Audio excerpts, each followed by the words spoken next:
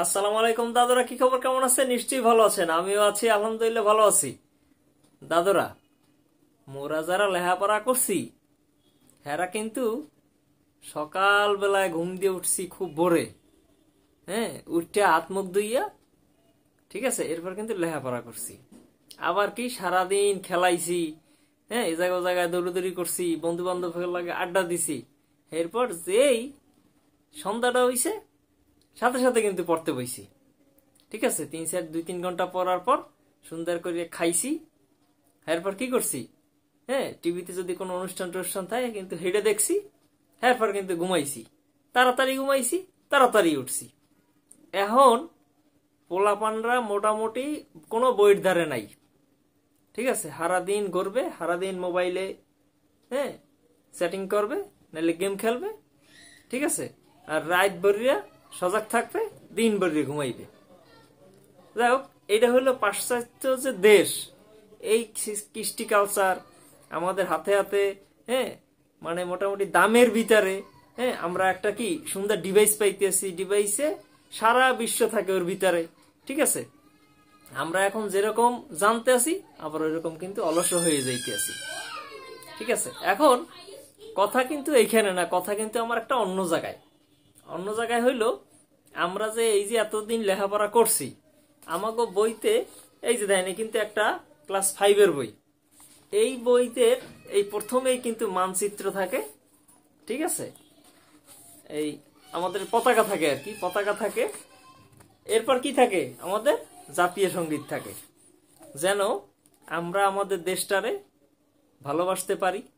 ঠিক আছে, দেশের পতাকা সম্পর্কে জানতে পারি, এবং জাতীয় সঙ্গীত সম্পর্কেও জানতে পারি। এবং আমার এই বইটার উপরে তখন একটা একটা মায়া সৃষ্টি হয়। কিন্তু এই যে 2025 সাল যে সামনে আসতেছে, এই 2025 সালে যারা এই সংশ্লিষ্টতায় আছে আর কি, এরা কি করছে, এরা এই প্রথম পৃষ্ঠার যে এই যে পতাকা আর এই জাতীয় সঙ্গীত, এই নিয়ে গেছে কোন জায়গায় জানেন? এই যে শেষ পৃষ্ঠা আছে না, এই শেষ পৃষ্ঠার এই জায়গায়।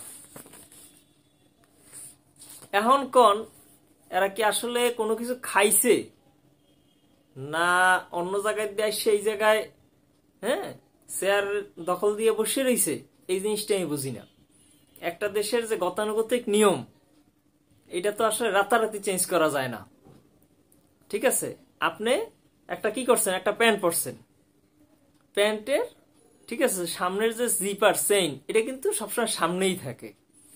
এই প্যান্টের জিপার চেইন যদি আপনার পিছনে সেট করে দেওয়া হয়, ঠিক আছে, এখন আপনি ওই প্যান্টটা কেমনে পরবেন? আর আপনি আপনার যে যে সব কার্যকলাপ, ঠিক আছে, কার্যকলাদি, এগুলা কেমনে কি করবেন? আমার একটু হিডেকন।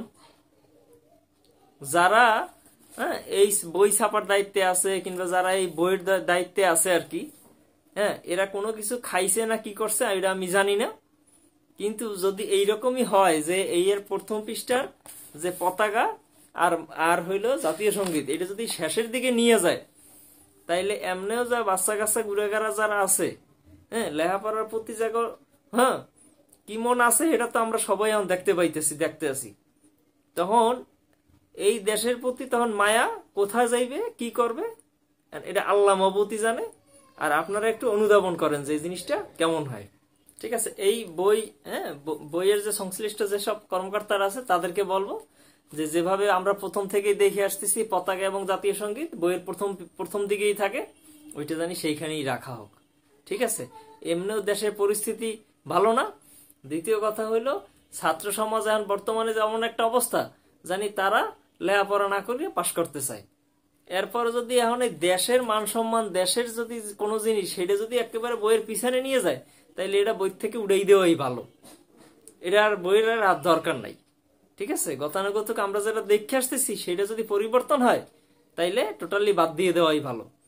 ঠিক আছে, আর আর সব থেকে ভালো হবে যেটা যেখানে আছে ঠিক সেটা সেখানেই যেন রাখা হয়। ধন্যবাদ, ভালো থাকবেন, আল্লাহ হাফেজ।